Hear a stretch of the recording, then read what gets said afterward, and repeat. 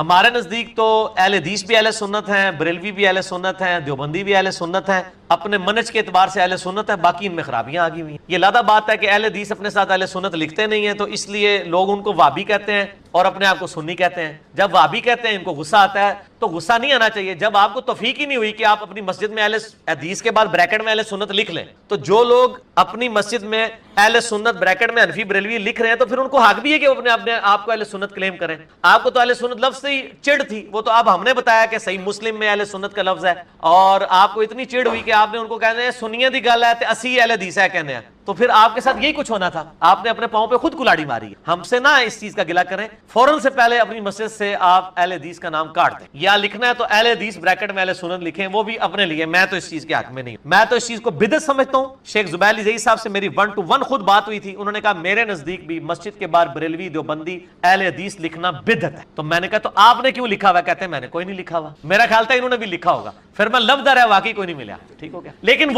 وہ شیخ زبیر علی زئی صاحب بھی وہ اہل حدیث تھے۔ آپ چاہتے ہیں نا کسی مسجد میں لوگ انٹر نہ ہو تو اس مسجد کے باہر لکھ دیں مسجد اہل حدیث، یہ اپنی پبلک میں سمجھتے ہیں کہ شاید ان کی کوئی بڑی عزت ہے۔ مجھے بتائیں سب کانٹیننٹ انڈیا، پاکستان، بنگلہ دیش، ایون افغانستان کو بھی آپ شامل کر لیں، یہاں پہ اہل حدیث کی کیا اوقات ہے؟ تو جن کا بیچاروں کا اپنا لیول یہ ہو، ان کو میں کیا بار بار جواب دوں؟ ان سے تو مجھے سرٹیفکیٹ لینے کی ضرورت نہیں ہے۔ اور میں تو ان دونوں بھائیوں کے لیے کہوں گا، میں اب وہ ننگے سر والے الفاظ نہیں استعمال کرتا، پھر ان کو برا لگتا ہے، حالانکہ ان کا فخر ہے۔ مجھے کوئی اگر کہنا پگڑی والا تو میرا فخر ہے۔ تو یہ دونوں بھائی جو ہے نا اس وقت مکتب اہل حدیث کے لیے، مکتب فکر اہل حدیث کے لیے خود کو شملہ آور بنے، اور یہ ان کے لیے نا اس فرقے کی نا قبر کھود رہے، بلکہ قبر کھود کیا دیا، انہوں نے دھکا بھی دے دی، کیونکہ یہ جیسے ہی کو بات کرتے ہیں نا، پھر میرا تو ایک علمی حق ہے کہ میں علمی اختلاف میں میرے اوپر آپ اتنا بڑا الزام لگائیں، اور میں نے کہا آپ بتاؤ ان کو رافضی کہو۔ انہوں نے حدیثوں میں تعریف کی، غدیر خم کی حدیث میں 3 کتابوں سے میں نے ایچ ڈی کیمرے میں دکھائی۔ محمد الوہاب صاحب کے بیٹے کی کتاب سیرت الرسول سے میں نے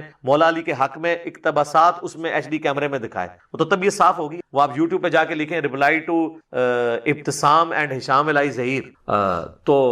اون حضرت معاویہ رضی اللہ تعالیٰ عنہ، تو آپ کے سامنے وہ کلپ آ جائے گا، میں نے ان کی طبیعت صاف کی ہے، لیکن یہ لوگ باز نہیں آتے۔ اور آپ دیکھیں کہ وہ طبیعت صاف ہونے کے باوجود انہوں نے پھر دوبارہ سے اگلے جمعے میں وہی الزام ریپیٹ کیا ہے، حالانکہ ان کو پتا کہ آؤٹ آف کانٹیکسٹ وہ میرا کلپ کاٹا تھا انہوں نے۔ جب میں نے کلیریفیکیشن بھی دے دی، پھر ہمارے اور ان کے ایک مشترکہ دوست ہیں لاہور کے اندر، انہوں نے ان کو جا کے وہ کلپ دکھایا بھی، یہ مانے بھی کہ آؤٹ آف کانٹیکسٹ کاٹا ہے، پھر اگلی دفعہ پھر ریپیٹ کر دیا۔ یہ تو پھر میں یہ کہوں گا کہ آپ ایک دینی اختلاف کو ذاتی دشمنی میں بدلنا چاہتے ہیں۔ میں آپ سے ذاتی دشمنی کبھی بھی نہیں کروں، میں چونکہ آپ نے اب ایک اور دفعہ مجھے فل ٹاس دی ہے، تو اب آپ دیکھیں میں اس کو باؤنڈری سے باہر پھینک انشاءاللہ تعالی، اور میں آپ کو کلیئر کروں گا کہ یہ جو عصمت انبیاء کا آپ نے عقیدے کے اعتبار سے الزام میرے اوپر لگایا نا، آپ کے جو بزرگ جس پہ آپ کا پورا فرقہ کھڑا ہوا ہے نا، اس نے جو کام ڈالے ہیں نا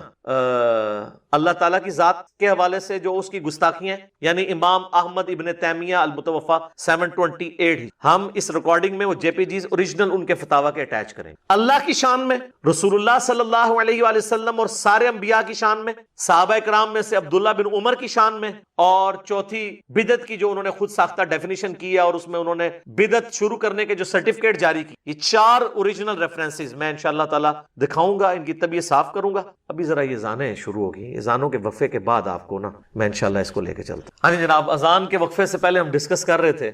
امام احمد ابن تیمیہ کے حوالے سے، میں کچھ چیزیں ہائی لائٹ کروں گا، لیکن وہ اینڈ پہ جا کے پہلے میں عصمت انبیاء کے عقیدے کے حوالے سے بتا دوں۔ ویسے میری ایک ڈیٹیل ویڈیو پچھلے دنوں ریکارڈ ہوئی ہے، عصمت انبیاء کا عقیدہ، انبیاء گناہ نہیں کرتے، اس میں نے ٹیکنیکلی درجنوں آیات اور احادیث کی روشنی میں یہ سارے ایشو کو ریزالو کیا ہے۔ میں آپ کو نٹ شیل میں بتا دیتا ہوں کہ ہمارا ایز اے مسلم کیا عقیدہ ہونا چاہیے انبیاء کرام علیہ السلام کے بارے میں۔ سب سے بنیادی بات یہ ہے کہ ہم تمام انبیاء کرام علیہ السلام کو مانتے ہیں کہ وہ اللہ کے مخلص بندے، ایک لفظ ہوتا ہے مخلص، اخلاص شو کرنے والا، ایک ہے مخلص جسے اللہ اپنے لیے خالص کر لے، اللہ کے چنے ہوئے بندے، یعنی نبوت کسبی نہیں ہے، وہ بھی ہے اللہ کی، یہ پہلی چیز۔ نمبر 2، انبیاء کرام علیہ السلام کبھی بھی گناہ نہیں کرتے۔ نمبر 3، تمام انبیاء کرام علیہ السلام اپنی پیدائش سے لے کر اپنی وفات تک ایز فار ایز گناہ از کنسرنڈ اللہ تعالیٰ کی اسپیشل پروٹیکشن اور حفاظت میں ہو۔ نمبر 4، انبیاء کرام کے جو واقعات قرآن میں رپورٹ ہوئے ہیں وہ گناہ نہیں ہے بلکہ وہ لغزش اور اجتہادی خطائیں ہیں جن کے اوپر ثواب میں صحیح بخاری اور صحیح مسلم کی متفق علیہ حدیث ہے کہ اگر کوئی حکمران اجتہاد کرے اور وہ صحیح رزلٹ پہ پہنچے تو اللہ تعالیٰ اسے دگنا اجر عطا فرمائے، اور اگر وہ غلط رزلٹ پہ بھی پہنچ جائے تب بھی اللہ تعالیٰ اسے ایک اجر ضرور عطا فرما دے۔ تو انبیاء کرام کے اجتہاد اگر اللہ تعالیٰ کی منشا کے مطابق نہ ہو تو ایک اجر پھر بھی ان کو ملنا۔ البتہ انبیاء اور غیر انبیاء میں فرق ہے کہ غیر انبیاء کا تو معاملہ وہیں پر اجر کے اوپر آ کے رک جائے گا، لیکن انبیاء چونکہ دنیا پہ اللہ کی حجت ہوتے ہیں، اللہ تعالیٰ وحی کے ذریعے ان کی ریمیڈی فرما دیتا ہے، اصلاح فرما دیتا ہے، اور وہ اپنی اس اجتہادی غلطی جو گناہ نہیں ہوتا،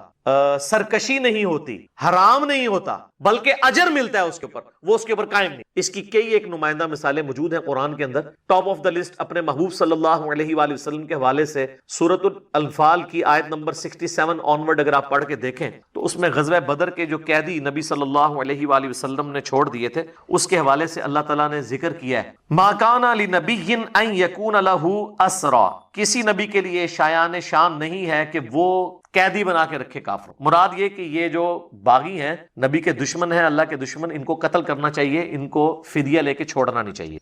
حتی یثخن فی الارض، یہاں تک کہ زمین میں ان کا زور کچل نہ دیا جائے۔ تریدون عرض الدنیا، کیا تم دنیا کے طلبگار ہو، یعنی فدیہ لے لیا۔ واللہ یرید الآخرہ، جبکہ اللہ تعالیٰ تو آخرت کا چاہنے والا ہے، آخرت کی طرف تمہاری رہنمائی کرتا ہے۔ واللہ عزیز حکیم، اللہ تعالیٰ غالب ہے، حکمت والا ہے۔ غالب اتنا ہے کہ آنے واحد میں سب کو ابو بکر، عمر، عثمان و علی بنا دے رضی اللہ عنہم اجمعین وعلیہم السلام اجمعین، لیکن حکمت یہ ہے کہ اللہ تعالیٰ چاہتا ہے کہ انسان خود اسے چنے، اور انبیاء کے ذریعے اللہ تعالیٰ نے ہدایت کا سلسلہ شروع۔ لولا کتاب من اللہ سبق، اگر اللہ کی کتاب میں یہ پہلے بات نازل نہ ہوئی ہو، لمسکم فیما اخذتم عذاب عظیم، تو تم لوگوں کو بہت بڑا عذاب دیا جاتا اس بات پہ جو تم نے فدیہ لے کے غزوہ بدر کے قیدیوں کو چھوڑ دی۔ بڑے سخت الفاظ ہیں۔ فَكُلُوا مِمَّا غَنِمْتُمْ حَلَالًا طَيِّبًا، پس اب کھاؤ جو غنیمت تمہیں ملی ہے حلال اور پاکیزہ، واتقوا اللہ، اور اللہ سے ڈرو، ان اللہ غفور رحیم، بے شک اللہ تعالیٰ بخشنے والا مہربان ہے۔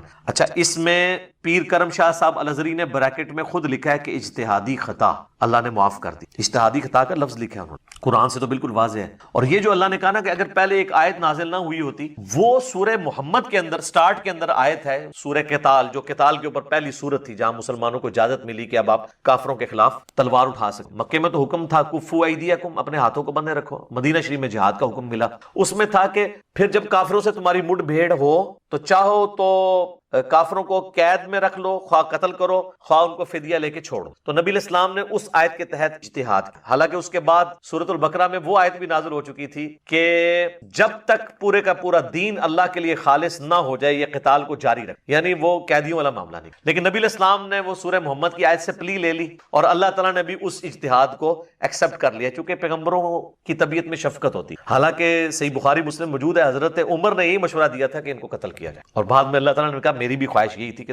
لیکن تم نے چونکہ اس ایک آیت کی پلی لے لی ہے، لیکن الفاظ سخت ہیں کہ تمہیں شدید عذاب دیا جاتا یہ جو تم نے کیا ہے۔ باقی اللہ تعالیٰ نے وہ یعنی اصلاح فرما۔ نبی علیہ السلام نے یہ فورس ہی کیا کہ جنگ ختم ہو گئی ہے، ظاہر 70 ان کے قتل ہو گئے ہیں، 70 قیدی ہو گئے ہیں، لیکن اللہ کو تو پتا تھا یہ تو بیٹل آف بدر ہے، بیٹل ختم ہوئی ہے، وار ختم نہیں ہوئی۔ وار تو چلیے فتح مکہ تک، وار کی پہلی بیٹل فیلڈ ہے بدر، دوسری ہے احد، تیسری ہے خندق، خیبر تو خیر یہودیوں کے ساتھ ہوئی، پھر چوتھی آپ صلح حدیبیہ کو کہہ سکتے، اور 5ویں نمبر پہ جا کے 8 میں فتح مکہ ہوئی ہے۔ بیٹل فیلڈز چلتی رہی ہیں مختلف، لیکن وار جو ہے وہ کبھی رکی نہیں ہے، وہ وار مسلسل، بیچ میں ایک وقفہ آیا نئی بیٹل۔ تو اس کانٹیکسٹ میں یہ آیت اس بات کا ثبوت ہے کہ اگر انبیاء کرام کہیں اجتہاد ایسا کرتے ہیں جو اللہ کو پسند نہیں ہوتا تو اللہ تعالیٰ اصلاح فرما دیتا ہے۔ اور بھی کئی مثالیں ہیں لیکن آج ٹاپک نہیں، میں نے صرف ضمناً آپ کو ذکر کیا۔ اس حوالے سے ایک اور نمائندہ آیت ہے قرآن حکیم کے اندر جو میں نے یہ دعویٰ کیا نا کہ انبیاء کرام اللہ کے چنے ہوئے بندے ہوتے ہیں، مخلص۔ انبیاء کرام کوئی ربورٹ نہیں ہوتے۔ بعض لوگ سمجھتے ہیں کہ عصمت انبیاء کا عقیدہ یہ ہے کہ انبیاء کے اندر پوٹینشل بھی نہیں ہوتا غلطی کرنے، اگر پوٹینشل نہ ہو تو ان کی فضیلت فرشتوں پہ نہ ہو۔ فرشتے سے افضل ہم انبیاء کو اس لیے مانتے ہیں کہ فرشتوں کو اللہ نے پوٹینشل ہی نہیں دیا برائی کا، اور انبیاء کو پوٹینشل دیا، اس کے باوجود اللہ کے خوف کی وجہ سے بچتے۔ یہ بڑے کارنامہ ہے۔ بلکہ انبیاء کو تو چھوڑ دیں، میں تو اولو العزم اصحاب رسول کو، اہل بیت کو اور بعد میں بھی صحیح العقیدہ بعض اولیاء اللہ کو سمجھتا ہوں کہ وہ معصوم تو نہیں لیکن محفوظ عن الخطا ہو جاتے ہیں اللہ کے خوف کی وجہ سے. جس طرح کوئی شخص کتنے دن کا مرضی بھوکا ہو اور اس کی پسندیدہ خوراک اس کے سامنے بریانی کی شکل میں رکھی جائے اور کوئی کان میں آ کے کہہ دے کہ اس میں زہر ہے تو اس کو اس کی خوشبو بھی اور اپنی بھوک بھی اس کی مٹ جائے گی اور وہ اس کا لقمہ اپنے منہ میں نہیں ڈالے گا. انبیاء اور اللہ کے نیک بندے اصحاب اور اہل بیت گناہ میں چھپی ہوئی اس عذاب کو دیکھ کے اس کی لذت بھول جاتے ہیں اور وہ بچ جاتے ہیں. اور یہ وہی چیز ہے جس کو صحیح بخاری میں کہا گیا کہ میرا بندہ فرائض کے ذریعے میرا قرب حاصل کرتا ہے اور نوافل میں استقامت کے ذریعے اس لیول پہ پہنچ جاتا ہے میں اس کے ہاتھ بن جاتا ہوں جس سے وہ پکڑتا ہے, میں اس کے پاؤں بن جاتا ہوں جس سے وہ چلتا ہے, میں زبان بن جاتا ہوں جس سے وہ بولتا ہے, میں کان بن جاتا ہوں جس سے وہ سنتا ہے, میں آنکھ بن جاتا ہوں جس سے وہ دیکھتا ہے. وہ سارے الفاظ اور اس میں آگے الفاظ ہیں. پھر وہ جب مجھ سے دعا کرتا ہے میں دعا قبول کرتا ہوں اور اپنے دشمن کے اگینسٹ جب پناہ طلب کرتا ہے میں پناہ دیتا ہوں. یہ صوفیاء نے تو کہا ہاتھ کا مطلب ہے کہ وہ اللہ اس کے ہاتھ بن کے اب جدت تک پہنچ جائے, نہیں, وہ اس میں الفاظ ہیں وہ اللہ سے پناہ طلب کر رہا ہے. یہ محاورتاً بات ہے جس طرح نبی الاسلام کے لیے آیا قل ان صلاتی و نسکی و محیای و مماتی للہ رب العالمین. اے نبی تم فرما دو بے شک میری نماز, میری قربانی, میرا جینا, میرا مرنا سب کچھ اللہ کے. تو ہاتھ بن جاتا ہوں, پاؤں بن جاتا ہوں کا مطلب ہے اوڑھنا بچھونا اللہ کی. یہ تو حلولیہ کا عقیدہ ہے کہ فزیکلی ہاتھ پاؤں بن جانا, نعوذ باللہ. یہ اہل سنت کا عقیدہ نہیں ہے. تو ہم تو صحیح العقیدہ لوگوں کے لیے بھی عقیدہ رکھتے ہیں چاہے کہ انبیاء تو بہت بلند مرتبے, تو یہ مخلص بندے ہوتے ہیں خاص چنے میں. اور اللہ ان کی پروٹیکشن ایسی فرماتا ہے کہ سورہ بنی اسرائیل میں اگر آپ دیکھیں نا نبی الاسلام کے بارے میں الفاظ آئے ہیں اور اگرچہ یہ الفاظ بڑے سخت ہیں لیکن ایٹ لیسٹ عقیدہ کلیئر کرنے کے لیے ضروری ہے. آیت نمبر ہے 73 سے 75. وَإِن كَادُوا لَيَفْتِنُونَكَ عَنِ الَّذِي أَوْحَيْنَا إِلَيْكَ لِتَفْتَرِيَ عَلَيْنَا غَيْرَهُ. اور یہ کافر تو تلے ہوئے ہیں کہ آپ کو اس وحی سے ہٹا دیں جو ہم نے آپ کی طرف کی ہے, فتنے میں مبتلا کر دیں تاکہ آپ کوئی اور بات بنا کر اللہ پر ڈال دینا. وَإِذِ لَاتَّخَذُوكَ خَلِيلًا, اور یوں وہ آپ کو گہرا دوست مان لیں. وَلَوْلَا أَن ثَبَّتْنَاكَ, اور اگر ہم آپ کو ثابت کرنا رکھ. لَقَدْ كِدتَّ تَرْكَنُ إِلَيْهِمْ شَيْئًا قَلِيلًا, تو قریب تھا کہ آپ بھی کافروں کی طرف تھوڑا بہت جھوک ہی جاتے. یہ سمجھانے کے لیے ہوا نہیں ایسا. اذا لأذقناك ضعف الحیات وضعف الممات, اور اگر ایسا ہوتا تو ہم آپ کو اس دنیا کی زندگی میں بھی اور موت کے بعد کی زندگی میں بھی آپ کو دگنا عذاب دے. ثم لا تجدوا لك علینا نصیرا, اور پھر آپ اللہ کے مقابلے پہ اپنا کوئی مددگار نہ پاتے. یہ بافرض محال ہے. یعنی نبی علیہ السلام کو کہا گیا آپ مخلص ہیں, ہم آپ کی حفاظت کر لیں. سورہ یوسف میں تو اس سے بھی بڑی چیز آئی ہے. سورہ یوسف کے اندر جو حضرت یوسف علیہ السلام کے بارے میں آیت نمبر 24 میں ہے وَلَقَدْ هَمَّتْ بِهِ وَهَمَّ بِهَا, اس عورت نے بھی یوسف کا قصد کیا اور یوسف بھی قصد کر لیتا عورت. یہ جناب بندہ کہاں اٹھتا, کس کا قصد کر لیتا؟ اپنی منہ بولی ماں کا, جس نے اسے پالا ہے اور اس نے ہمیشہ اسے پازیٹیو نظروں سے ماں کی حیثیت سے دیکھا ہے. لیکن عورت کا فتنہ اتنا بڑا فتنہ ہے کہ وہ اگر بن سمر کے آ گئی تو یوسف بھی اس کا قصد کر لیتا. لولا ارعا برہان ربی, اگر اپنے رب کی کوئی ایک برہان نہ دیکھ لے. وہ اسرائیلی روایتوں میں ملتا ہے کہ سامنے ان کے حضرت یعقوب کی شبیہ اللہ تعالیٰ نے کر دی اور وہ یوں انگلی سے اشارہ کر رہے تھے کہ یہ کام نہیں کرنا. یہ اللہ نے ان کو پروٹیکشن دی. کذالک لنصرف عنہ السوء والفحشاء, اس طریقے سے ہم نے ان سے برائی اور بے حیائی کو دور کر دی. انہو من عبادنا المخلصین, مخلصین نہیں مخلصین, بے شک وہ ہمارے چنے ہوئے بندوں میں. تو یہ مخلص, انبیاء کرام مخلص ہوتے ہیں. یہ ہے ہمارا عقیدہ. اب میرے بارے میں یہ کہنا کہ جناب وہ تو انبیاء کے عقیدے کو مشکوک مان رہا ہے. جیلم کے اندر بیٹھا ہوا ایک بازاری آدمی جو ہے وہ تو حضرت رسول اللہ صلی اللہ علیہ وسلم سے صحب اور حتا کے امکان کا جو ہے اس کو بار بار اجاگر کرنے کی کوشش کرتا ہے. حالانکہ خود ان کی حالت ہے کہ یہ جو یعنی ان کے اکثر علماء بھی وہ سورۃ النجم کی جو آیت ہے نا وما ينطق عن الهوى ان هو الا وحی یوحى, نبی علیہ السلام اپنی خواہش نفس سے کچھ نہیں کہتے, وہ وہی کہتے ہیں جو اللہ ان کو وحی کرتا ہے. وہ اس کو عام لیتے ہیں, وہ عام نہیں ہے. وہ یا قرآن کی وحی کے بارے میں ہے یا سنت کی وحی کے بارے میں جسے ہم حدیث بھی کہتے ہیں. باقی جو عام زندگی میں آپ علیہ السلام اجتہاد کرتے تھے جس کی ریمیڈی کئی دفعہ اللہ تعالیٰ نے خود فرمائی ہے, جس طرح کہ یہ غزوہ بدر کے قیدیوں کے بارے میں, تو وہ اگر اللہ کی وحی سے آپ نے کیا تھا تو اللہ نے آپ کو کیوں کہا کہ آپ کو عذاب دیا جاتا اگر پہلے نہ وہ آیت نازل ہوئی ہوتی؟ وہ حضور نے خود اجتہاد کی. تو یہ جو ہے نا وما ينطق عن الهوى ان هو الا وحی یوحى, یہ صرف وحی مطلوب یا غیر مطلوب کے لیے, قرآن و سنت کے لیے, عام حالت کے لیے نہیں ہے. تو کہتے ہیں جی مشکوک بنا رہا ہے. مشکوک تو آپ لوگوں نے بنایا ہوا ہے, ٹھیک ہے. اوورآل آپ کے جو ریپیوٹ ہے اس معاشرے کے اندر وہ آپ دیکھ لیں کہ وہ کہتے ہیں جی وہ سارے لوگ جناب خلاف ہو گئے. تو سارے لوگ تو میرے بھائی اہل حدیث کو گستاخ رسول بھی کہتے ہیں, تو آپ مان لیں کہ اہل حدیث گستاخ رسول. اور جی علی بھائی کی باتیں ٹھیک ہے لیکن یہ تو شیعوں والی باتیں ہیں. تو سر وہ بریلوی بھی صحیح کہتے ہیں کہ علی بھائی کا جو یہ رفع دین کا طریقہ بتانا اور توحید کی باتیں تو ٹھیک ہے قرآن و سنت سے, لیکن یہ یہ تو بھابیوں والی باتیں ہیں، نجدیوں والی، وہ تو شیطان کے سینگ ہیں. تو ہم ان کو بھی یہی کہتے ہیں کہ یہ چھوڑو، کتاب و سنت میں لکھا ہوا ہے. آپ کو بھی کہتے ہیں کہ جمل صفین نہروان بخاری مسلم میں لکھی ہے، آپ بھی اس کو مان لیں. آپ لوگ ہی ہمیں بتایا کرتے تھے کہ جی صحیح بخاری میں وہ حدیث ہے 2311 کے جب شیطان نے انسانی شکل میں آ کے حضرت ابو ہریرہ کو آیت الکرسی کا وظیفہ سکھایا تو نبی علیہ السلام فرمایا 3 دن سے جو آ رہا تھا یہ انسانی شکل میں شیطان تھا، یہ ہے تو جھوٹا لیکن اس نے بات سچ کی ہے کہ جو بستر پہ جاتے وقت آیت الکرسی پڑھ لے تو صبح تک اللہ تعالیٰ کی طرف سے ایک فرشتہ حفاظت میں مامور ہو جاتا ہے. تو شیطان سے بھی کہتے تھے جی یہ بات لے لیں، آپ سچی بات ہو، انجینئر صاحب سے نہ لیں، ایسے جو نال ایڈ کر لو جی کسی مدرسے سے پڑھ کے آئے. سر آپ کو اگر گورا بھی آ کے کہے نا کہ سورہ البقرہ کی آیت نمبر 279 میں لکھا ہے کہ سود کھانے والے کے خلاف اللہ اور اس کے رسول کا اعلان جنگ ہے،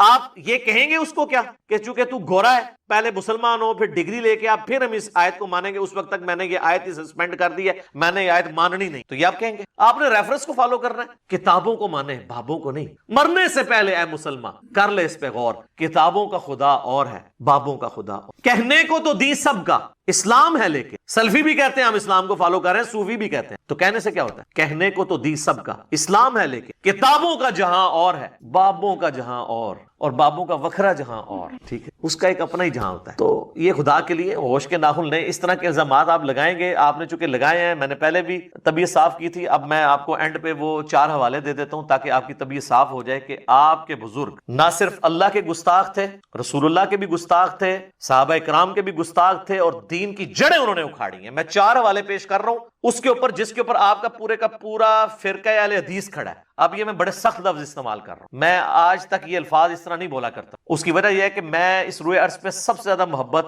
اہل حدیث کی عوام الناس سے اور ان کی فکر سے رکھتا ہوں، ان کے مسلک اور فرقے سے نہیں، ان کی فکر کہ کتاب اللہ سنت اور اجماع کو ماننا ہے اور اجتہاد اس وقت کرنا ہے جب ضرورت پڑے. لیکن اب یہ بزرگ بابوں کے پیچھے چلتا، تو میں اب ان کو گھر کی بات بتاؤں گا اور پھر میں دیکھتا ہوں کہ یہ ان کے اوپر لگاتے ہیں. مجھے تو یہ کہہ رہے ہیں کہ انبیاء کے عقیدے کو مشکوک بنا رہا ہے جو کہ صحیح عقیدہ بتا رہا ہے، جبکہ ان کے بزرگوں نے انبیاء کرام کے اوپر گناہ کی بھی تہمت لگائی اور اپنے عقیدے کے طور پہ پریزنٹ کیا. وہ ہم نے نہیں چھاپا ہوا، وہ سعودی عرب سے فتاوی ابن تیمیہ چھپے ہوئے ہیں. ہم ایک ایک امام ابن تیمیہ کی کتاب کا ریفرنس لگائیں گے اس میں، اور اس میں کریڈٹ دوں گا. چند سال پہلے انڈیا میں ایک بہت بڑے اسکالر تھے ابو بکر غازی پوری، دیوبندی عالم دین تھے، فوت ہو گئے. یہاں پر الیاس گھمن صاحب ان کی کتابوں کو پروموٹ کرتے ہیں، بہت سیانہ بندہ تھا وہ. اس نے کتاب لکھی ہے کیا امام ابن تیمیہ اہل سنت، اور اس کا مقدمہ انہوں نے بڑا پیارا لکھا. یہ میں پیارا اس لیے نہیں کہہ رہا کہ وہ مطلب مجھے بہت پسند آیا ہے یا ان کا جو موقف ہے یا ان کے عقائد مجھے پسند ہے. میں تو دیوبند اور فرقہ اہل حدیث کے کئی عقائد سے اختلاف رکھتا ہوں، اہل حدیث کی فکر سے نہیں، فرقہ اہل حدیث. تو اس کے مقدمے میں انہوں نے لکھا ہے کہ میں سعودیہ گیا، میں باقی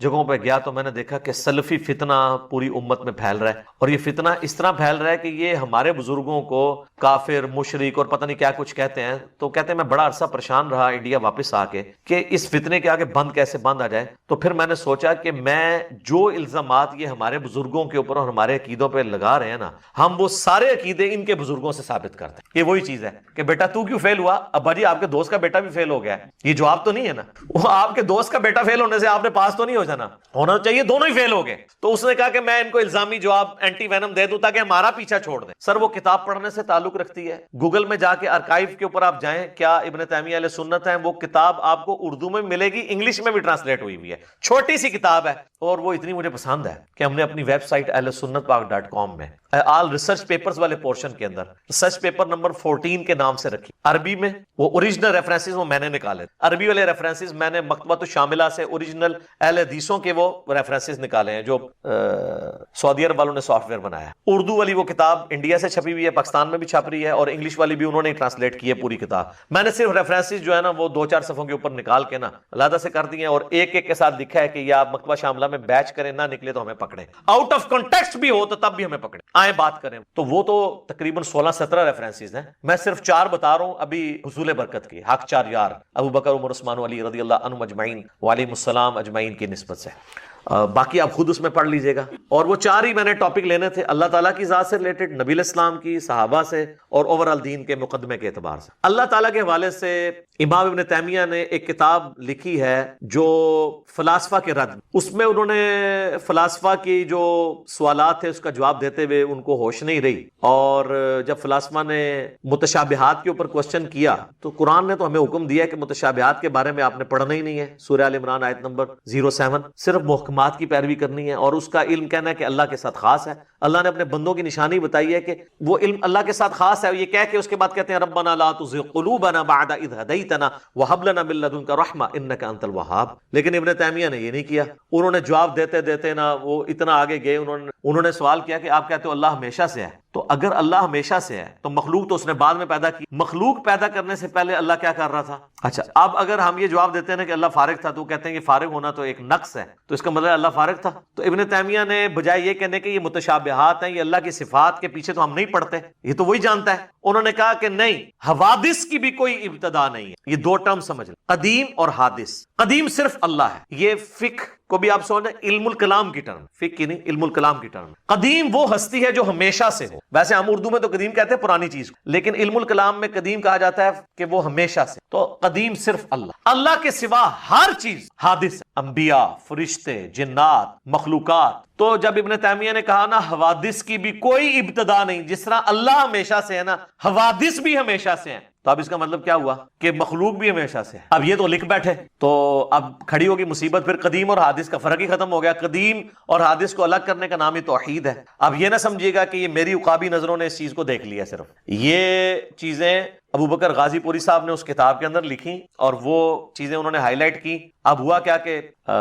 شیخ البانی جو کسی زمانے میں سعودیہ کے محدث اعظم رہے ہیں، پھر سعودیہ والوں سے ہضم نہیں ہوئے، انہوں نے بھی نکال دیا۔ انہوں نے ایک حدیث ہے جامعہ ترمذی کے،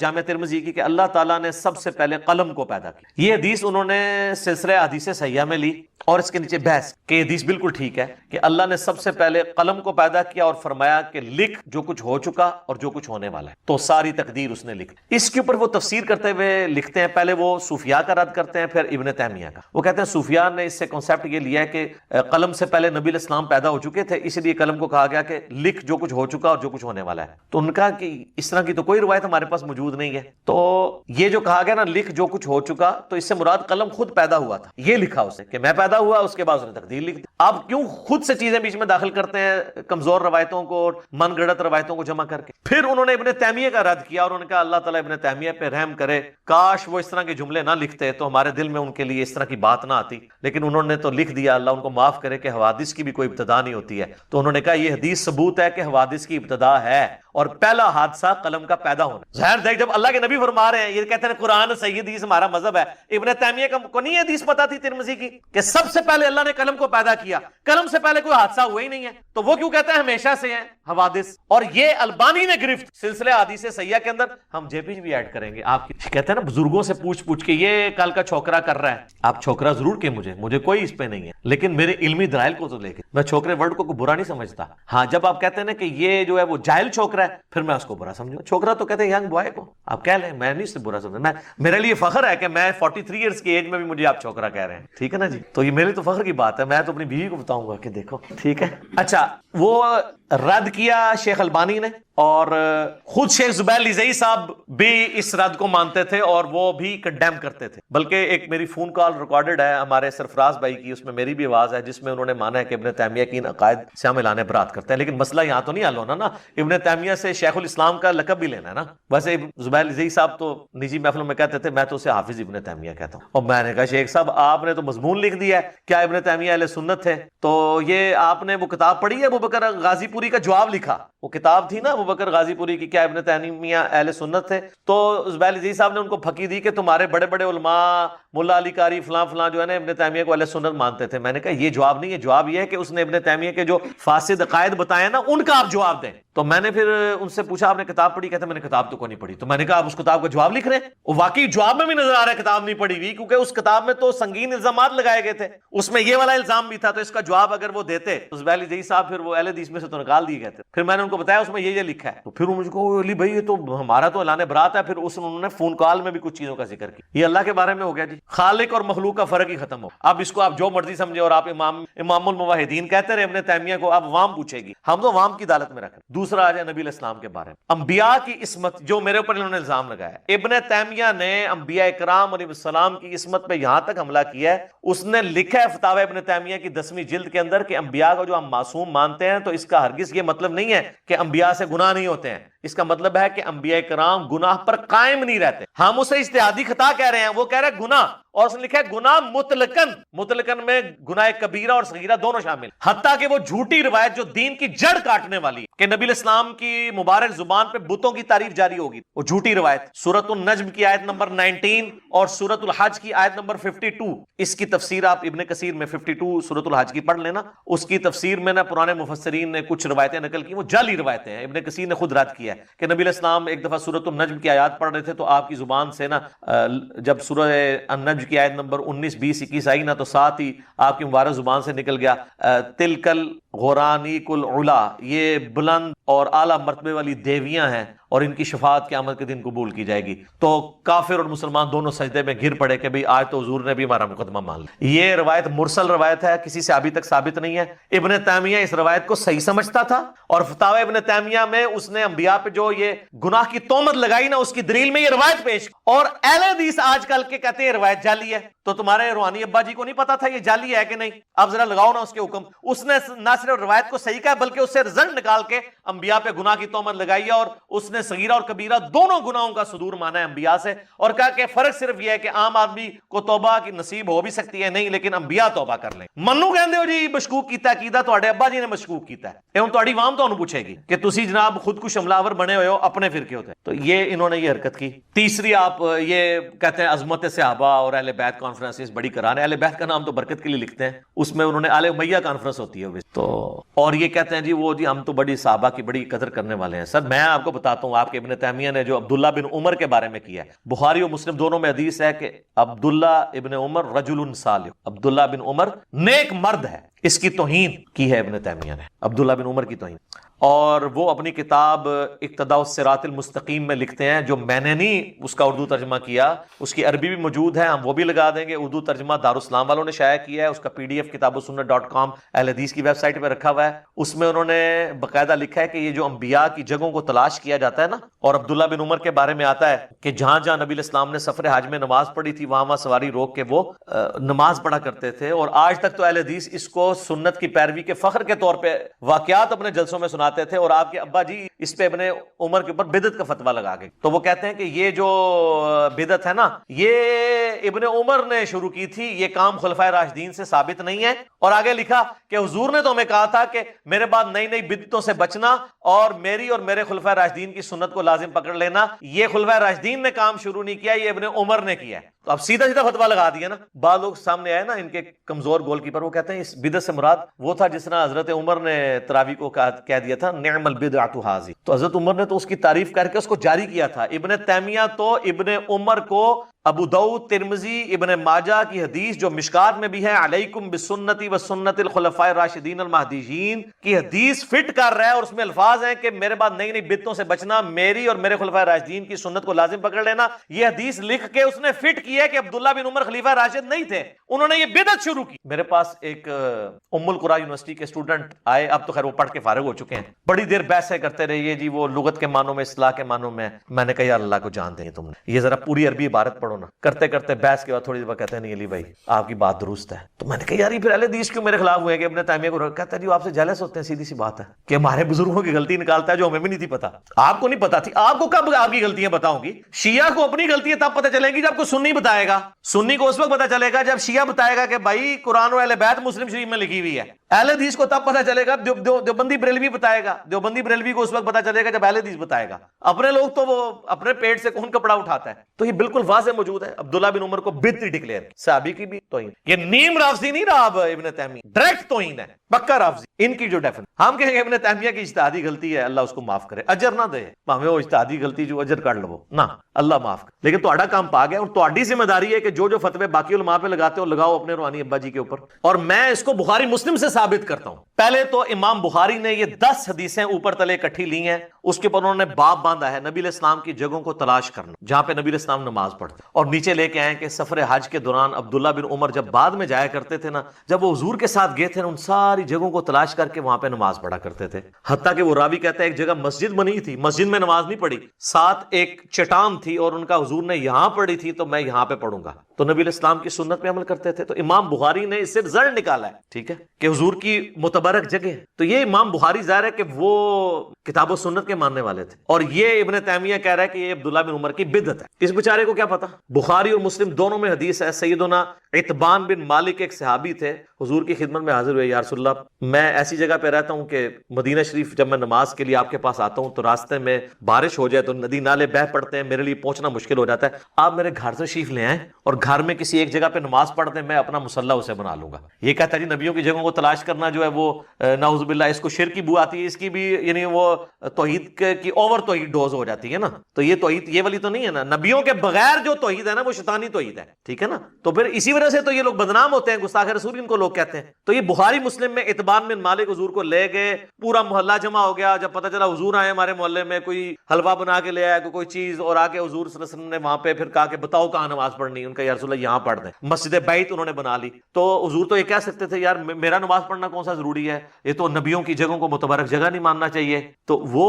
فرض نماز وہاں پڑھا کرتے تھے اور نبی علیہ السلام نے نماز پڑھی اور جماعت کرائی اس سے یہ بھی ثبوت ملا کہ ادر دین فرض نماز بھی کبھی کبھار نفلی نماز کی جماعت بھی ہو سکتی تو وہ وہاں پہ فرض نماز پڑھا کرتے تھے جب بارش میں وہ گھر میں ہی نماز پڑھ لیا کرتے تو صحابہ کرام تو حضور کی جگہوں کو تلاش کرتے اس کو چھوڑ دیں آپ بخاری مسلم دونوں میں حدیث ہے کہ نبی علیہ السلام فرمایا میرے ممبر سے میرے گھر تک جنت کے ٹکڑوں میں سے ایک ٹکڑا ہے ریاض الجنہ اس پر پتہ ہے امام بخاری نے باب کیا باندھا ہے قبر رسول سے ممبر رسول جنت کا ٹکڑا ہے آپ کو کہ امام بخاری نے قبر پرستی سکھائی ہے ان کو پتا تھا کہ آج حضور کے اس حجرے میں قبر مبارک ہے تو انہوں نے یہ بھی میسج دیا کہ سیدنا ابو بکر عمر اور نبی صلی اللہ علیہ وآلہ وسلم کی مبارک قبریں جنت کے ٹکڑے میں ہیں اور اس سے بھی بڑھ کر صحیح بخاری میں جو حضرت عمر کو زخم لگنے والی حدیث ہے اس پہ انہوں نے عبداللہ بن عمر کو جب اما عائشہ کے پاس بھیجا تھا تو کیا کہا تھا کہ اما سے کہنا کہ عمر اپنے 2 ساتھیوں کے ساتھ دفن ہونا چاہتا تو اما نے تو آگے سے نہیں کہا کہ جی جب دفن ہونے کی تو بہت ساری جگہ ہیں کسی جگہ کو مخصوص نہیں کرنا چاہیے نبیوں کی جگہ کو اس میں شرک ہو جاتا ہے جو ان کے ابا جی کو نظر آیا ہے اور عبداللہ بن عمر کو بیتی کا اس نے اب چونکہ اس نے بہت بڑا سٹیپ لیا تو میں اس لیے میرے اس انداز کو میری ذاتی دشمنی نہ سمجھیے گا میں ایک صحابی کا دفاع کر رہا ہوں اور ایک عقیدے کا دفاع کر رہا ہوں کہ آپ توحید کی آڑ میں توہین نہ کریں توحید بیان کریں توہین نہ کریں تو اور پھر کہا کہ اما عائشہ سے یہ نہیں کہنا کہ امیر المومنین نے بھیجا ہے ایسا نہ ہو کہ وہ امیر المومنین کا ہی حکم مان لیں باولی الامر منکم کے تحت کہنا کہ عمر بن خطاب کہتا اور انہوں نے یہی کہا جا کے تو سیدہ عائشہ نے کہا کہ جگہ تو تھی میں نے اپنے لیے رکھی تھی لیکن آج میں عمر کو اپنے پہ ترجیح دیتی جب واپس آئے تو حضرت عمر کو بتایا تو عبداللہ بن عمر نے جب یہ عرض کیا کہ اماں نے اجازت دی ہے تو انہوں نے کہا واللہ میرے لیے اس سے بڑی کوئی چیز نہیں تھی کہ میں حضور کے ساتھ دفن ہوتا یعنی عبداللہ بن عمر کا والد جو خلیفہ راشد بھی ہے وہ تو حضور کی جگہوں کے ساتھ دفن ہونا چاہ رہا ہے اور انہوں نے یہ نہیں کہا میں نے ریاض الجنہ میں دفن ہونا ہے انہوں نے کہا اپنے 2 ساتھیوں کے ساتھ دفن اور پھر انہوں نے کہا کہ جب میں مر جاؤں نا میری میت کو دوبارہ لے جانا ہے پھر اماں سے اجازت مانگنی کیونکہ پھر تو میں مر چکوں گا میرا تو رو بھی ختم ہو چکا ہوگا تو اگر کہیں اماں کے دل میں یہ بات ہوئی نا کہ اس کو وہاں نہیں دفن کرنا تو پھر جہاں بھی وہ کہہ دیں مطلب مجھے یہاں سے اگر تم پھر مسلمانوں کے قبرستان مجھے دفنا دینا تو یہ جناب صحابہ کرام کے دل میں نبی علیہ السلام کی مبارک جگہوں کی عزت حضور کے تبرکات کی عزت تھی ان لوگوں کو کیا پتا کہ تبرکات کیا چیز ہے صحیح بخاری کھولے نا ام سلمہ نے حضور کے چند بال نکالے آپ کی وفات کی ٹھیک ہے ایک چھوٹی سی ڈبیا میں تھے اور کہا یہ حضور کے بال ہیں اور یہاں پہ جب کوئی محلے میں بیمار ہوتا ہے تو اپنا برتن بھیج دیتا ہے میں اس میں گھول کے دیتی ہوں اور مریضوں کو شفا ہو جاتی اور سر بال تو پھر بھی جسم کا حصہ ہے اس سے بڑی بات آپ کا کرتا تو جسم کا حصہ نہیں ہوتا نا وہ تو آؤٹ سائڈ کی ایک چیز صحیح مسلم میں آتا ہے کہ اسما بنت ابی بکر جو حضرت عائشہ کی بڑی بہن تھی فوت بعد میں ہوئی ہے حضرت عائشہ کے نزا کے عالم میں انہوں نے حضرت عائشہ سے کرتا حضور کا لے لیا کہ سروانی تیالسی کالا جبہ آج تو اللہ کا شکر ہے میں نے بھی کالے کپڑے پہنے ہوئے یہ سنت ہے جس میں گوٹ لگی ہوئی تھی گریبان کے اوپر اور کسروانی طیالسی کا مطلب ہی کالا جبہ ہے، جس طرح ہم کہتے ہیں سندھی اجرک تو مطلب ہے ریڈ کلر کی، کسروانی طیالسی کالا جبہ نکالا اور کہا یہ حضور کا جبہ جو آپ پہنا کرتے تھے اور ہم اس کا دھون مریضوں کو شفا کے لیے پلاتے ہیں۔ تو انبیاء کے تبرکات ڈائریکٹ بھی انڈائریکٹ، یہ یعنی صحابہ کرام اپنے لیے عظمت سمجھتے ہیں۔ پھر صحیح بخاری میں حدیث موجود ہے جو صلح حدیبیہ کے موقع پر حضور وضو کر رہے تھے، صحابہ آپ کے وضو کا پانی نیچے نہیں گرنے دیتے تھے، جو وہ عروہ ابن مسعود جو ہے وہ کنکھیوں کے ساتھ دیکھ رہا تھا، اس نے واپس آ کے کہا میں بڑے بڑے بادشاہوں کے دربار میں گیا ہوں، میں رومن امپائر کے کیسر کے پاس بھی گیا، میں کسرا کے پاس بھی گیا پرشین امپائر میں نے کبھی کسی حاکم کی اتنی عزت نہیں دیکھی اس کے درباریوں کی طرف سے جو اصحاب رسول نبی اسلام کی عزت کرتے ہیں۔ اللہ کی قسم جب وہ بات کرتے ہیں نا تو وہ اتنی خاموشی سے سنتے ہیں گویا کہ ان کے سروں پہ پرندے بیٹھے ہوئے ہیں، اور جب وہ حکم دیتے ہیں تو جھپٹ پڑتے ہیں اس کو پورا کرنے کے لیے، گویا آپس میں لڑ پڑیں گے کہ کون پہلے کام کرے، اور جب وہ وضو کرتے ہیں تو ان کے وضو کا پانی نیچے نہیں، اپنے جسم پہ مل لیتے ہیں، حتیٰ کہ اگر کسی کو پانی نہ ملے تو دوسرے سے لے کے اپنے جسم پہ ملتا ہے۔ یہ سب کچھ صحابہ نے حضور کی محبت سے اظہار کے لیے کیا اور کافروں کو میسج دیا کہ تم کہہ رہے ہو کہ اس نبی کے ساتھ ہم یہ کریں گے، ہم تو ان کے وضو کا پانی نیچے نہیں گرنے دیتے ہیں، تو ان کے خون کے قطرے نیچے گرنے دیں گے، یہ میسج دیا تھا۔ پھر صحیح مسلم میں آتا ہے کہ نبی صلی اللہ علیہ وآلہ وسلم فجر کے بعد جب نماز کے بعد گھر مسجد سے باہر نکلتے تھے تو مدینے کے غلام اپنے برتن لیے کھڑے ہوتے تھے، حضور برتن میں یوں ہاتھ ڈالتے جاتے تھے، صحابہ اس کو تبرکن لیتے، اور اتنی آپ کی شفقت تھی کہ صحابہ کہتے ہیں سخت سردیوں میں بھی جب ہم پانی کو ہاتھ نہیں ڈالتے تھے حضور اتنے برتنوں میں ہاتھ ڈالتے جاتے تھے۔ سر یہ بات کہنا آسان ہے کہ سخت سردی میں اتنے برتن، یہاں تو پیروں نے دستانے رکھے ہوتے ہیں ہاتھ چموانے کے لیے، وہ کہتے ہیں نہیں ہم تھک جاتے ہیں کیا کریں، ٹھیک ہے جی، اور نام لیتے ہیں حضور کا۔ نبی علیہ السلام کی شفقت کا لیول تھا۔ پھر بخاری مسلم دونوں میں آتا ہے نبی صلی اللہ علیہ وآلہ وسلم نے حجۃ الوداع کے موقع پر سر کے بال منڈوائے اور سیدنا طلحہ کو بلا کے کہا کہ اس کو آپ صحابہ میں تبرکن تقسیم کر دو، اور وہی بال جو ہے موجود تھے صحابہ کے پاس۔ صحیح بخاری میں موجود ہے، انس بن مالک کہتے ہیں حضور علیہ السلام کا بال مبارک کے بارے میں، وہ تابعی بھی ساتھ تھے، وہ کہتے ہیں کہ جی حضور کا ایک بال میرے پاس ہونا دنیا اور جو کچھ دنیا کے اندر ہے اس سے بڑھ کے مجھے محبوب۔ تو صحابہ کرام تو اتنے انبیاء کے تبرکات کی، انبیاء کی عظمت والی جگہوں کی عزت کیا کرتے تھے، لہٰذا ہم تو نبی علیہ السلام کی قبر مبارک کو بھی شاہد اللہ مانتے ہیں، غار ثور کو، غار حرا کو، ان کی زیارت کے لیے جانا یہ کوئی ایسا عیب والی بات نہیں ہے۔ اور اس کو سپورٹی وہ حدیث بھی لے لیں جو سنن نسائی کے اندر موجود ہے، جس کے اوپر شیخ زبیر صاحب نے مجھے خود فون پہ کہا تھا، صرف سنن نسائی کے اندر موجود نہیں ہے، وہ حدیث معجم الکبیر طبرانی کے اندر بھی موجود ہے، دلائل النبوہ امام بیہقی کی کتاب میں بھی ہے، اور کئی کتابوں کے اندر ہے۔ میں نے واقعہ معراج والے لیکچر میں اس کے سارے ریفرنسز دیے ہیں کہ نبی علیہ السلام کو شب معراج جب فرشتے ساتھ لے کے گئے تو ایک جگہ پہ کھڑا کیا اور کہا یہاں پہ رک جائیں، تو آپ علیہ السلام اس زمین پہ اترے اور کہا کہ یہ طیبہ ہے، یہ مدینہ ہے جو آن قریب آپ کا مسکن بنے گا۔ پھر تھوڑی دور جا کے پھر سواری روکی گئی اور کہا یہ کوہ طور ہے جہاں اللہ تعالیٰ نے موسیٰ سے ملاقات کی، نبی علیہ السلام نے اس کی زیارت کے لیے بھی وہاں اترے۔ پھر بیت المقدس میں ایک جگہ جا کے سواری رکی، کہا یہ بیت اللحم ہے جہاں حضرت عیسیٰ کی پیدائش ہوئی۔ تو انبیاء کے جو تبرکات والی جگہ ہیں نا، ان جگہوں پہ نبی علیہ السلام کو باقاعدہ وزٹ کروایا گیا۔ اب اس کو حدیث کو اتنی حدیثوں کو لے کے ایک حدیث سے ختم کرنا، جی وہ سنن نسائی میں موجود ہے کہ حضرت ابو ہریرہ جو ہیں وہ انہوں نے کہا تھا کہ جی وہ جب ایک صحابی چلے گئے کوہ طور کی زیارت کرنے کے لیے تو انہوں نے کہا کہ بھی اگر تم مجھے پہلے ملتے تو میں تمہیں حدیث سناتا کہ 3 مسجدوں کے علاوہ سفر نہ کرو، اور یہ حدیث تو بخاری مسلم میں بھی ہے کہ 3 مسجدوں کے علاوہ کجاوے نہ کسے جائیں، اور وہ 3 مسجدیں ہیں بیت اللہ اور مسجد نبوی اور بیت المقدس، وہ ہے ایکسٹرا آرڈنری ثواب کی نہیں، ورنہ تو سنن نسائی کے اندر ہی موجود ہے کہ جو شخص یعنی مسجد قباء میں جاتا ہے اور 2 نفل پڑھتا ہے اسے 1 عمرے کا ثواب ملتا ہے، تو وہ تو مسجد اس 3 میں نہیں آتی ہے، اور حضور ہر ہفتے کو جایا کرتے ہیں۔ تو حدیثوں کو تھوڑی سی فقہ بھی پڑھے، ویسے بعض کا صحیح کہہ رہے ہوتے ہیں خالی اہل حدیث نہ پڑھو، اہل فقہ بھی پڑھو، وہ سب کچھ جمع کر کے دیکھنا ہوتا ہے۔ پھر آپ اتنے بڑے فتوے لگاتے ہیں، ویسے تو میں فی البدی اس پہ کئی اور حوالے دے سکتا ہوں، لیکن میری محبت کا تقاضا تھا، جو عبداللہ بن عمر سے میری عقیدت ہے کہ میں عبداللہ بن عمر کے دفاع میں اتنی گفتگو ضرور کرتا، یہ ڈیو تھی، اس لیے میں نے وہ آپ کے سامنے ساری گفتگو رکھ دی۔ اور آخری والا جو آپ کے لیے بہت تکلیف دہ ہے، ویسے بھی یہ میلاد شریف کا مہینہ چل رہا ہے 1442 ہجری نومبر 2020، تو میلاد کے بارے میں اقتداء الصراط المستقیم میں انہوں نے لکھا ہے کہ میلاد منانا اگرچہ بدعت ہے لیکن اس کے پیچھے جو حسن نیت ہے نا اس پہ ثواب میں، یہ بریلوی آ کے ممبروں پہ بیان کرتے ہیں باقاعدہ، حنیف قریشی صاحب نے بھی اس کو بیان کیا اور کہتے ہیں دیکھو جی ابن تیمیہ بھی مان رہا ہے کہ میلاد منانے پہ ثواب، یہ ہے بدعت حسنہ والا معاملہ، یہ میلاد کو بدعت حسنہ مانا ہے ابن تیمیہ نے, کیونکہ ثواب تو بدعت سیئہ پہ تو نہیں ہوتا.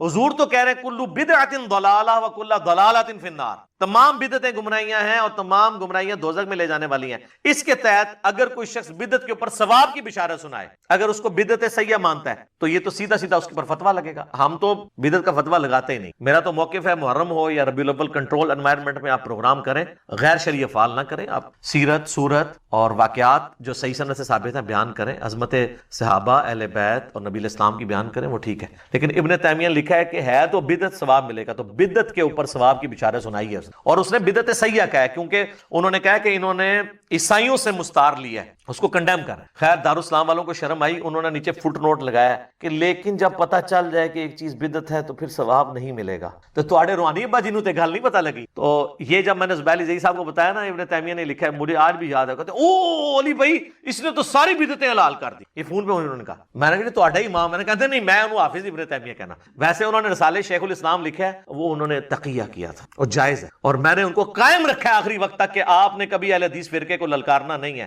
ورنہ ہم آپ کے بعد آپ کو کوٹ نہیں کر سکتے. تو آج ہم ان کو کوٹ کرتے ہیں نا. میرے بارے میں چڑھا رہے ہیں جی, وہ آخری وقت میں کہتے تھے ریٹن میں فتویٰ لے لو. اور سر 1.5-2 سال ان کی زندگی میں میں نے ہنگامہ کھڑا کیا رکھا ہے, اور مجھے فون پہ ایک بات ان سے ہوتی تھی. 1.5 سال جو آپ فتویٰ نہیں لکھوا سکے, وہ ایک دن میں کیسے لکھ دینا تھا انہوں نے آخری دنوں میں. وہ مجھے کہتے تھے کہ میرے پیچھے پڑے ہوئے ہیں کہ فتویٰ لکھ دو, تو میں ان کو بار بار کہتا ہوں وہ جو کربلا والی حدیثیں علی نے لکھی ہیں تم جواب دو نا ان کے, مجھ سے فتویٰ کیوں لکھواتے ہو؟ میں تو اہل حدیث ہوں, تو اہل حدیث کس طرح حدیث لکھنے کے اوپر فتویٰ لگا دے؟ اور اس نے تو فارم بھی نہیں اپنا اوپر لکھا. مجھ سے کہتے فارم لکھو, یعنی وہ اب حدیث کوئی آئے تو میں اس کے اوپر فارم لکھ دوں. مثلا صحیح بخاری کی حدیث ہے جو 2812 کہ عمار کو باغی جماعت قتل کرے گی, عمار ان کو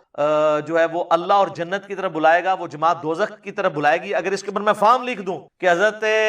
عمار ابن یاسر کو قتل کرنے والی جو جماعت تھی فلاں فلاں فلاں, وہ دوزخ کی طرف بلانے والی باغی جماعت تھی, اب یہ سارے الفاظ میں بولوں تو انہوں نے اوپر الفاظ پڑھ کے کہنا ہے یہ دوستی کہتا ہے. تو ہم نے تو حدیث کے اوپر فارم لکھے ہی نہیں ہے. آپ تو خود کہتے ہیں صحیح حدیث ہی ہمارا فارم ہے, تو اس حدیث میں جو فارم نکل رہا ہے وہ آپ لے لیں. اسی طریقے سے صحیح مسلم میں 4776 نمبر حدیث میں جو لکھا ہے, وہ ایک تابعی آ کے حضرت عبداللہ بن عمر بن عاص کو کہتا ہے کہ آپ کے چچا کا لڑکا معاویہ جو ہمارا حکمران ہے, ہم تو خیر احترام کریں گے رضی اللہ تعالیٰ عنہ, یہ ہمیں حکم دیتا ہے کہ ہم لوگوں کو ناحق قتل کریں اور لوگوں کا مال حرام طریقے سے ہڑپ کریں. اور سورہ نساء کی آیت نمبر 29 میں ہے کہ اپنوں کو مت قتل کرو, ان کا مال ناجائز طریقے سے نہ لوٹو. اب بتائیں ہم اللہ کی مانیں یا معاویہ کی مانیں؟ تو عبداللہ بن عمر بن عاص کہتے ہیں کہ تھوڑی دیر تو خاموش ہو جاتے ہیں, اس کے بعد یہ نہیں کہتے کہ ایران کے ٹکڑوں پہ پلنے والا جانور. وہ اس تابعی کی رسپیکٹ کرتے ہیں, کہتے ہیں کہ بھئی معاویہ کی اطاعت کرو جس میں وہ اللہ اور اس کے رسول کے مطابق چلائے, جہاں وہ اللہ کی نافرمانی کرے تم اس کی نافرمانی کرو. اب اس حدیث کے اوپر میں کیا باب باندھوں گا کہ فلاں فلاں فلاں فلاں کام کرنے کا حکم دیتے تھے, تو انہوں نے اوپر ہیڈنگ پکڑ لینی ہے, حدیث کو چھوڑ دیں. تو سر میں چونکہ سب کے ساتھ رہا ہوں, مجھے پتا ہے کہ اس کو کس طریقے سے ٹیکل کر. ہم نے حدیثیں لکھی 200 کربلا کے اوپر, واقعہ کربلا کا حقیقی پس منظر,